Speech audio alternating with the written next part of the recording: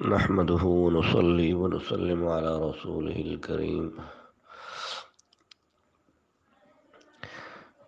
محترم سامعین، مختلف دینی مسائل کا کلپ نمبر 19 ہے۔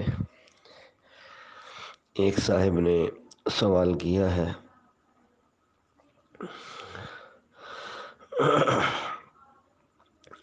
کہ تصویر بنانے والے پر حدیث پاک میں لعنت کا بھی ذکر ہے، جیسے سود کھانے والے پر لعنت اللہ کے رسول صلی اللہ علیہ وسلم نے بیان فرمائی، اور سود کھلانے والے پر بھی لعنت کی بد دعا فرمائی۔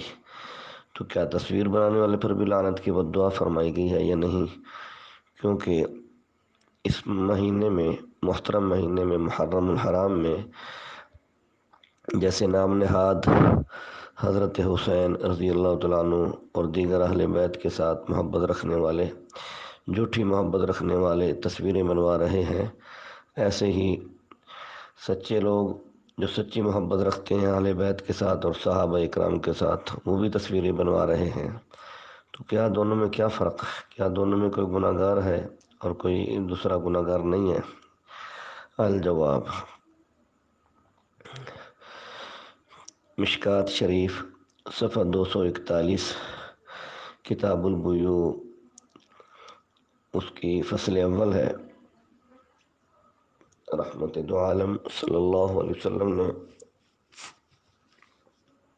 بد دعا فرمائی، لعنت کی بد دعا فرمائی سود کھانے والے پر اور سود کھلانے والے پر، اور جسم کے اندر رنگ بھرنے والے پر اور رنگ بھروانے والے پر، سوئی کے ذریعے سے جو لوگ آج کل نام لکھواتے ہیں، ان پر بھی لعنت فرمائی۔ والمصورہ، اور تصویر بنانے والے پر بھی لعنت فرمائی۔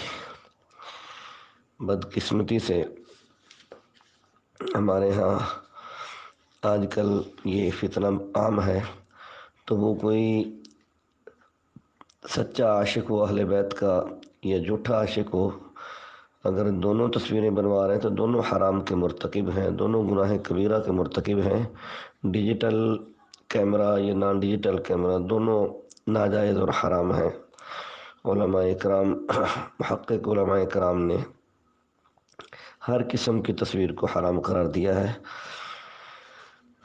ہمارے ہاں جو روپے پیسے کی تصویر ہے، یا اسی طرح سے قومی شناختی کارڈ کی تصویر ہے، یا اسی طریقے سے حج اور عمرے کے پاسپورٹ کی تصویر ہے، وہ تو مجبوری ہے، لیکن عمومی کھانے کی تصویریں بنائی جا رہی ہیں، بیانات کی تصویریں بنائی جا رہی ہیں، تلاوت اور یہ تصویر بن رہی ہے، نعت خوانی اور یہ تصویر بن رہی ہے، تو اللہ کے گھر بھی محفوظ نہیں ہے۔ نمازوں کی تصویریں بنائی جا رہی ہیں، ایک بندہ وضو کر رہا ہے، وضو کی تصویر بنوا رہا ہے، شرم نہیں آتی؟ گناہ کبیرہ کو دھڑلے سے کیا جا رہا ہے اور روکنے والا بھی کوئی نہیں ہے۔ اور کرنے والے کون ہیں؟ یہ شیخ الحدیث صاحب ہیں، یہ حضرت مفتی صاحب ہیں، یہ حضرت علامہ صاحب ہیں، یہ حضرت قاری صاحب ہیں، یہ حضرت محتمم صاحب ہیں، یہ حضرت صدر صاحب ہیں، سبھی تصویروں کے، اور یہ حضرت پیر صاحب ہیں جو اصلاحی لائن کے اندر تصوف کے نام لیوا ہیں اور بڑے اکابر کی یاد تازہ کرنے والے، یادگار اسلاف کہلانے والے لوگ ہیں، اور ہیں تصویروں کے عاشق۔ اللہ رب العزت ان کو ہدایت عطا فرمائے۔ ہمارے دادا پیر شیخ الحدیث مولانا سلیم اللہ خان صاحب رحمہ اللہ عظیم انسان تھے، جامعہ فاروقیہ فیصل کالونی کراچی کے محتمم بھی تھے، شیخ الحدیث بھی تھے، حضرت متبع سنت تھے، اور بہت ہی اللہ والے تھے، حرام کام سے بہت بچنے والے تھے، تصویر کے خلاف حضرت کا سخت موقف تھا۔ اسی طریقے سے بینکاری، جس کو اسلامی بینکاری کہا جا رہا ہے، اور تکافل، پاک قطر فیملی تکافل، داود تکافل، تمام ان تکافل کمپنیوں کو بھی بیمہ پالیسی کے درجے میں رکھتے ہوئے حضرت شیخ رحمہ اللہ نے ان کو حرام قرار دیا، زندگی میں منع فرماتے رہے۔ ایک مرتبہ صدر پاکستان جناب ممنون حسین صاحب کے ساتھ حضرت شیخ سلیم اللہ رحمہ اللہ کی میٹنگ تھی، صدارتی میٹنگ، رومز کے رولز کے مطابق جو بھی داخل ہوتا تو کیمرے کے ذریعے ان کی تصاویر کو محفوظ کیا جاتا۔ جب کیمرہ کی لائٹ روشن ہوئی اور حضرت شیخ رحمہ اللہ نے محسوس کیا کہ حرام کام کا ارتکاب ہونے لگا، تو فوراً فرمایا، صدر صاحب اور ہاتھ سے نفی کا اشارہ کیا کہ میری تصویر مت بنائی جائے، تو فوراً صدر پاکستان ممنون حسین صاحب نے تصویر بنانے والے کو منع کر دیا۔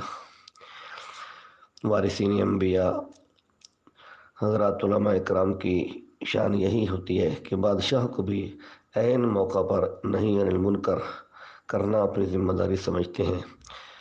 انہی لوگوں کے بارے میں یہ شاعر نے کہا تھا کہ کس کی ہیبت سے صنم سہمے ہوئے رہتے تھے، منہ کے بل گر کے هو اللہ احد کہتے تھے۔ ماہنامہ وفاق المدارس صفحہ 50 ربیع ثانی سن 1439 ہجری۔ تو بہرکیف عظیم لوگ تھے وہ۔ ایک صاحب نے سوال کیا ہے کہ ہمارے ہاں محرم میں یا دیگر موقعوں پر بازار بند کروائے جاتے ہیں اور گلیاں بند ہو جاتی ہیں، لوگ گزرنے والے بڑے پریشان ہوتے ہیں، ایسے موقع پر ان لوگوں کے اس عمل سے لوگوں کو بہت تکلیف ہوتی ہے، محلے والے پریشان ہوتے ہیں، گزرنے والے مسافر پریشان ہوتے ہیں۔ تو ایسا کام کرنے والے جو حضرت حسین رضی اللہ تعالیٰ عنہ کے عشق کے اندر اور آپ کے شوق میں مجلسیں روڈ پر قائم کر کے بیٹھے ہوئے ہیں، کیا یہ لوگ صحیح ہیں یا غلط کر رہے ہیں؟ یہ مشکات شریف کی حدیث پاک ہے، صفحہ 340 ہے میرے سامنے اس وقت۔ تو یہ اس میں باب آداب السفر اس کی فصل ثانی کی آخری حدیث ہے۔ آخری حدیث سے پہلے والی حدیث ہے، عن سہل بن معاذ عن ابیہ قال غزونا مع النبی صلی اللہ علیہ وسلم فضيق الناس المنازل وقطعوا الطريق فبعث نبی اللہ صلی اللہ علیہ وسلم منادیا ينادي في الناس ان من ضيق منزلا او قطع طريقا فلا جهاد له، رواہ ابو داود۔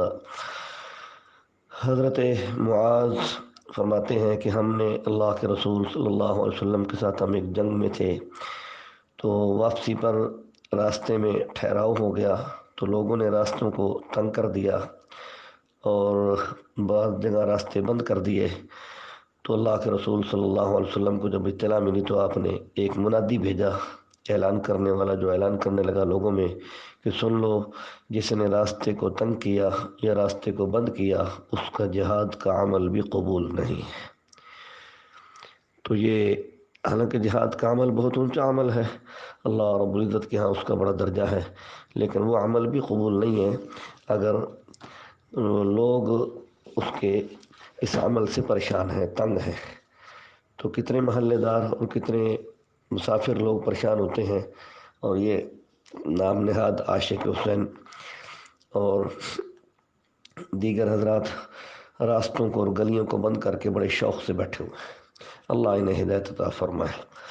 ایک صاحب نے سوال کیا ہے کہ سب سے پہلے دنیا کے اندر بال کس کے سفید ہوئے ہیں؟ مشکات شریف میں حدیث پاک ہے صفحہ 385 پر کہ سب سے پہلے بال جو سفید ہوئے ہیں وہ حضرت ابراہیم علیہ السلام کے ہیں۔ انہوں نے اپنے بالوں میں سفیدی دیکھی، اس سے پہلے کبھی کسی کے بال سفید نہیں ہوئے تھے، سیاہ رہتے تھے۔ تو انہوں نے سوال کیا، اے اللہ تعالیٰ یہ کیا چیز ہے؟ یا رب ما ھذا قال رب تبارک و تعالی وقار یا ابراہیم، اے ابراہیم یہ سفید بال عزت ہیں۔ تو حضرت ابراہیم کہنے لگے رب زدنی وقارا، رب زدنی وقارا، اے اللہ میرے وقار میں، میری عزت میں اضافہ فرما۔ اسی طریقے سے ایک صاحب نے سوال کیا ہے کہ زمزم کا جو کنواں ہے یہ حضرت اسماعیل علیہ السلام کے پاؤں کی ایڑی رگڑنے سے یہ ظاہر ہوا ہے پانی، یا کسی اور وجہ سے ظاہر ہوا ہے؟ چونکہ خطبہ حضرات وہ کہتے ہیں کہ اسماعیل علیہ السلام ایڑی رگڑ رہے تھے تو اور ایڑی سے چشمہ پھوٹا۔ یہ میرے سامنے صحیح بخاری شریف کی حدیث پاک ہے، جلد نمبر 1 صفحہ 475، قدیمی کتب خانہ ہے صحیح بخاری شریف۔ اس میں آپ صلی اللہ علیہ وسلم نے حضرت ابراہیم کا اور ان کی والدہ سبا کا واقعہ سارا بیان کیا، حضرت ابراہیم اور ان کی بیوی کا۔ تو اس میں سیدہ ہاجرہ بچے کو چھوڑ کر جب وہ اس کا پانی ختم ہو گیا اور پیاس اس کے دیکھی تو چل پڑی۔ بچہ جو تھا وہ مٹی سے کھیلنے لگ گیا، تو آپ نے 7 چکر لگائے، کبھی صفا سے مروہ کی طرف، کبھی مروہ سے صفا کی طرف جا رہی ہیں۔ فلما اشرفت علی المروہ، جب آپ مروہ پہاڑی پر چڑھی آخری دفعہ 7ویں بار، تو سمعت صوتا فقال صہین ای اسکنی فاذا هي بالملک عند موضع زمزم فبحث بعقبه او قال بجناحه ای رکض جبرائیل برجله حتى ظهر الماء۔ تو آواز آئی کہ رک جاؤ۔ حضرت اما ہاجرہ رکی تو اچانک دیکھا ایک فرشتہ ہے زمزم کے مقام پر کھڑا ہے، تو اپنی ایڑی رگڑ رہے ہیں، یا فرمایا کہ اپنے پر مارا تو اس سے پانی ظاہر ہوا۔ پتھریلی زمین سے حضرت جبرائیل امین کے پاؤں کے ٹھوکر سے یہ ظاہر ہوا، یا ایڑی کے ٹھوکر سے ظاہر ہوا، یا پاؤں یا پر مارنے سے ظاہر ہوا۔ تو باہر کے اس کے بعد حضرت سیدہ اما ہاجرہ اس پانی کو اکٹھا فرما لیا آپ نے، اور اس کی منڈیر بنائی، اور زم زم ای قیف قیف، پانی کو کہ پانی رک جا رک جا، یہ کرنے لگی۔ تو باہر کے حضرت اسماعیل علیہ السلام کی ایڑی رگڑنے سے یہ ظاہر نہیں ہوا، حضرت جبریل امین کی پاؤں کی ایڑی سے، پاؤں اپنے آپ کے پر مبارک سے، دوسرا یہ وہاں سے یا ان کے پاؤں کے ٹھوکر سے یہ چشمہ پھوٹا ہے۔ اسی طریقے سے ایک صاحب نے سوال کیا ہے کہ عیدین کے اندر اذان و اقامت نہیں ہوتی، عید کی نماز میں نہ اذان ہوتی ہے نہ تکبیر ہوتی ہے، تو کوئی آدمی ایسا ہے جو سب سے پہلے جس نے اس میں اذان اور اقامت شروع کی ہو، بدعت شروع کی ہو، تو یہ علامہ شاطبی رحمۃ اللہ علیہ نے الاعتصام اپنی کتاب میں لکھا ہے، جلد نمبر 2 صفحہ 11 پر، کہ عیدین کے اندر سب سے پہلے اول من احدث الاذان والاقامت فی العیدین ہشام بن عبد الملک، ہشام بن عبد الملک جو بادشاہ تھا، اس نے سب سے پہلے یہ بدعت نکالی کہ اس نے عیدین کی نماز کے اندر اذان بھی پڑھوائی اور تکبیر بھی پڑھوائی۔ بدقسمتی سے آج کل پاکستان میں بعض مقامات پر نام نہاد سنی کہلانے والے، عاشق رسول کا نعرہ لگانے والے، وہ پہلے تو انہوں نے اذان کے ساتھ صلاۃ السلام کا آغاز کیا، اور اللہ کے نبی کے صحابیت بلال کی اذان کو تبدیل کروایا۔ اس کے بعد اب اقامت جو ہے، تکبیر، اس سے پہلے بھی صلاۃ السلام پڑھنا شروع کر دیا ہے۔ اللہ دین کی سمجھ نصیب فرمائے۔ بازاروں میں شور مچانا اور اسی طریقے سے دوسرا وہ جلوس نکالنا کیسا ہے؟ صحیح بخاری شریف جلد نمبر 1 صفحہ 285 پر نبی پاک صلی اللہ علیہ وسلم کا عمل مبارک لکھا ہوا ہے کہ ولا صخاب فی الاسواق، آپ بازاروں میں شور نہیں مچایا کرتے تھے، شور نہیں مچایا کرتے تھے، جلوس نہیں نکالا کرتے تھے۔ آج کل جو صورت بنی ہوئی ہے یہ غیروں کے طریقے پر ہے، اسلام کا یہ مزاج نہیں ہے، نہ اسلام کا یہ طریقہ ہے کہ بازاروں میں شور مچاؤ، لوگوں کو پریشان کرو۔ اسی طریقے سے تعزیہ دیکھنے کے لیے جانا، یا ماتم کی مجالس دیکھنے کے لیے جانا، یا مرثیہ خوانی اور نحو خوانی کی مجلس میں شریک ہونا، جہاں جہاں گناہ ہوتا ہو، گناہ کے مقام پر جانا کیسا ہے؟ حضرت عبداللہ ابن مسعود رضی اللہ تعالیٰ عنہ کا واقعہ لکھا ہے حدیث پاک میں کہ ان رجلا دعا ابن مسعود الى ولیمۃ فلما جاء ليدخل سمع لهوا فلم يدخل فقيل له فقال اني سمعت رسول الله صلى الله عليه وسلم يقول من كسر سواد قوم فهو منهم، کہ ایک آدمی نے عبداللہ ابن مسعود کو ولیمہ کی دعوت دی، جب آپ تشریف لے گئے تو وہاں آپ داخل ہونے کا ارادہ کیا تو وہاں گانے کی آواز سنی تو فوراً واپس ہٹے اور داخل نہیں ہوئے، تو آپ سے درخواست کی کہ آپ تشریف لائیے۔ آپ نے کہا میں نے اللہ کے رسول صلی اللہ علیہ وسلم سے یہ بات سنی تھی کہ جو آدمی کسی قوم کی کثرت کا باعث بنے، کسی قوم کی تعداد میں اضافہ کرتا ہے تو اس کا شمار بھی انہی میں سے ہوتا ہے۔ تو یوں آپ صلی اللہ علیہ وسلم کے صحابی نے قربانی دی اور دعوت نہیں کھائی اور واپس آ گئے۔ اسی طریقے سے ایک صاحب نے سوال کیا ہے کہ شیعہ مذہب کے اندر داڑھی کے حوالے سے کیا تحقیق ہے؟ کیا داڑھی منڈانا یہ شیعہ کا مذہب ہے؟ یا لمبی داڑھی رکھنا شیعہ کا مذہب ہے؟ مٹھی پر داڑھی رکھنے کے حوالے سے شیعہ جو ہیں ان کی کیا تحقیق ہے؟ تو یہ میرے سامنے شیعہ کی کتاب منتہی الاعمال نمبر 1 علامہ شیخ عباس قمی، نمبر 2 حیات القلوب جلد 1 صفحہ 195، اسی طریقے سے حیات القلوب جلد 3 صفحہ 23 باب اول فصل سیوم، نمبر 3 اصول کافی کتاب الحجہ، باب نمبر 79 الفصل بین الحق والباطل فی دعوی الامامہ، نمبر 4 الصافی شرح اصول کافی جزء سیوم صفحہ 423، اور پہلی کتاب جو منتہی الاعمال جلد 2 صفحہ 24 اور 25، اس پہ یہ سارے حوالوں پہ ایک بات لکھی ہوئی ہے کہ رحمت دو عالم صلی اللہ علیہ وسلم نے داڑھی منڈانا اور کترانا اس کو مصلح قرار دیا، شکل کو تبدیل کرنے والا بتایا کہ اس سے انسانی شکل تبدیل ہو جاتی ہے اور ایسے انسان پر خدا کی لعنت اترتی ہے۔ رسول خدا فرمود کہ تراشیدن ریش از مصلح است و ہر کے مصلحان برو لعنت خدا بلند بگردانید و یہودان و گبران خود را شبی مگردانید کہ رسول خدا صلی اللہ علیہ وسلم نے فرمایا کہ یہودیوں اور آتش پرستوں جیسی شکل و صورت مت بناؤ، بلکہ داڑھیوں کو بڑھاؤ اور مونچھیں خوب اچھی طرح کترواؤ۔ یہ حوالے کتابوں کے میں نے پہلے پڑھ دیے ہیں۔ تو کس حد تک داڑھی کو بڑھانا ہے؟ داڑھی کٹوانے والے پر تو اللہ کے نبی کی لعنت ہے، وہ سنی ہو یا وہ شیعہ ہو، تو اس حوالے سے وہ گناہ گار ہے، گناہ کبیرہ کا مرتکب ہے۔ اب سوال اگلا ہے کہ داڑھی کہاں تک بڑھانی ہے؟ تو اس کے اندر آپ صلی اللہ علیہ وسلم کی ذات گرامی سے اور آپ کے گھرانے سے کیا ثابت ہے؟ تو امام جعفر صادق ان کا فتویٰ شیعہ کی معتبر کتاب من لا یحضرہ الفقیہ جلد 1 صفحہ 75 قبیل باب غسل المیت، یہ جدید کے اندر ہے کہ جو شخص مٹھی بھر سے لمبی داڑھی رکھے گا وہ جہنمی ہے۔ اب داڑھی کٹوانے والا شیعہ مذہب کے مطابق وہ لعنتی ہے، اس پر لعنت اترتی ہے اللہ کی، اور امام جعفر صادق رحمۃ اللہ علیہ کے فتوے کے مطابق جو داڑھی لمبی کرتا ہے اس پر وہ جہنمی ہے۔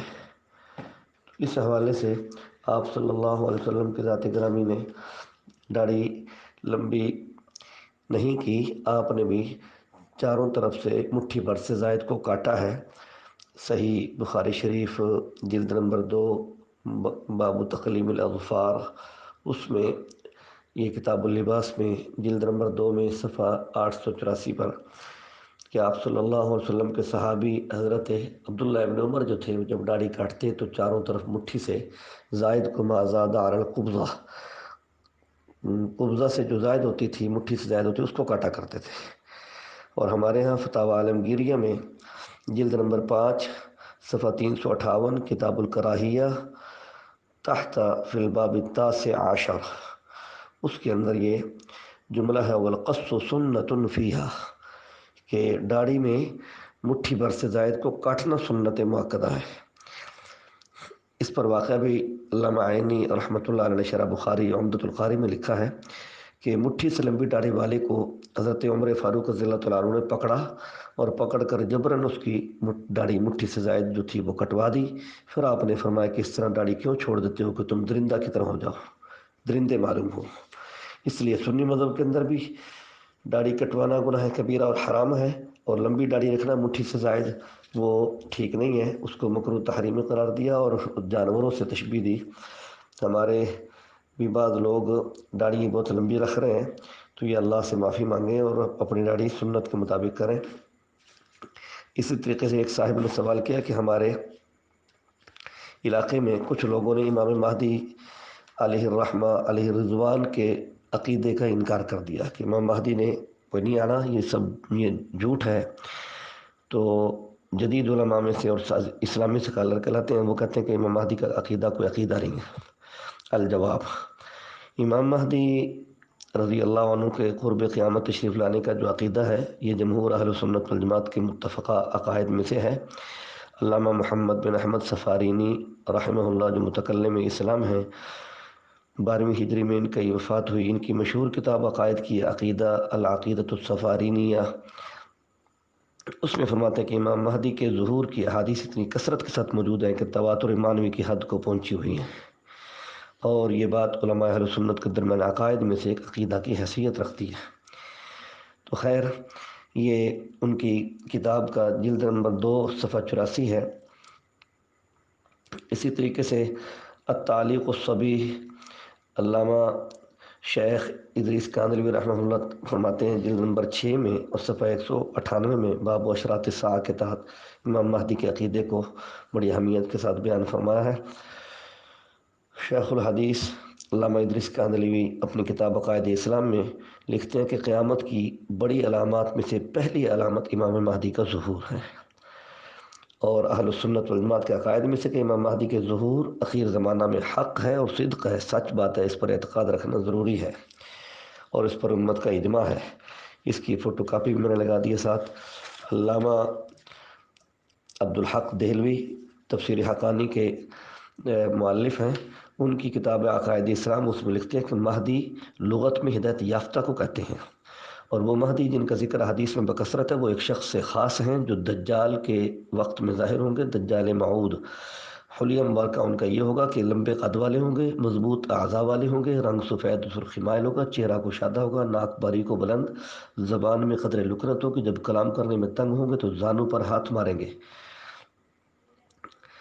جی، اور علم آپ کا لدنی ہوگا، 40 سال کی عمر میں ظاہر ہوں گے، 7 یا 8 سال زندہ رہیں گے۔ آپ کا نام محمد، والد کا نام عبداللہ، والدہ کا نام آمنہ ہوگا، حضرت امام حسن کی اولاد میں سے ہوں گے، مدینہ منورہ کے رہنے والے ہوں گے، اور آپ کی ولادت بھی مدینہ منورہ میں ہوگی، جیسا کہ جامع ترمذی اور ابو داؤد شریف کی حدیث میں ہے۔ مشکات شریف صفحہ 470، باب اشراط الساعہ۔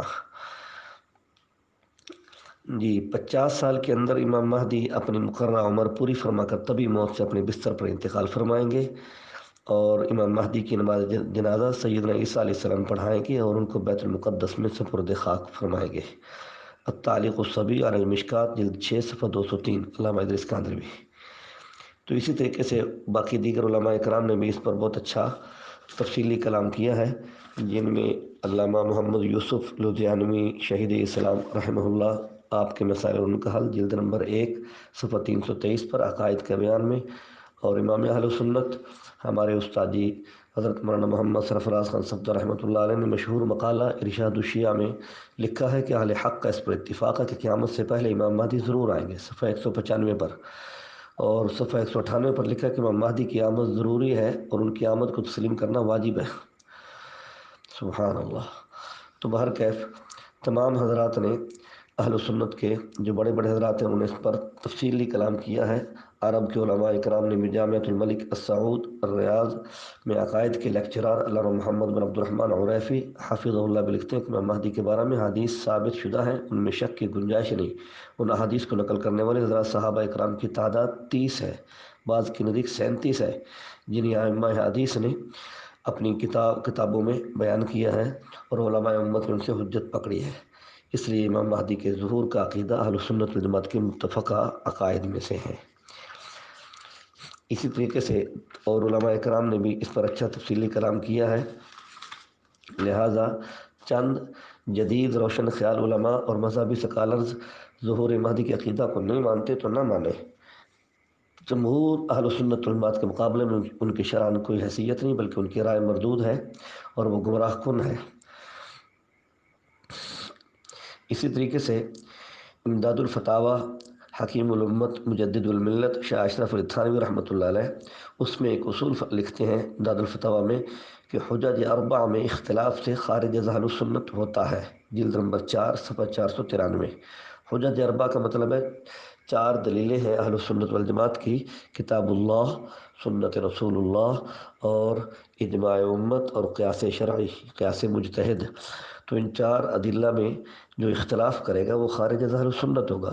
تو چونکہ ظہور امام مہدی پر امت کا اجماع اور اتفاق ہے، جب اجماع ہے تو اجماع حجت شرعیہ ہے، یعنی یہ دلیل شرعی ہے، اور اس دلیل شرعی میں اختلاف کرنے والا اہل سنت والجماعت سے خارج ہے، کیونکہ بعض حضرات نے تو کافر بھی لکھا ہے، جو امام مہدی کے عقیدے کو نہیں مانتا وہ اسلام سے خارج ہے۔ اسی طریقے سے ہمارے اکابر میں شیخ العرب والعجم حضرت سید حسین احمد مدنی رحمہ اللہ، عقیدہ ظہور مہدی حدیث کی روشنی میں ان کی کتاب ہے،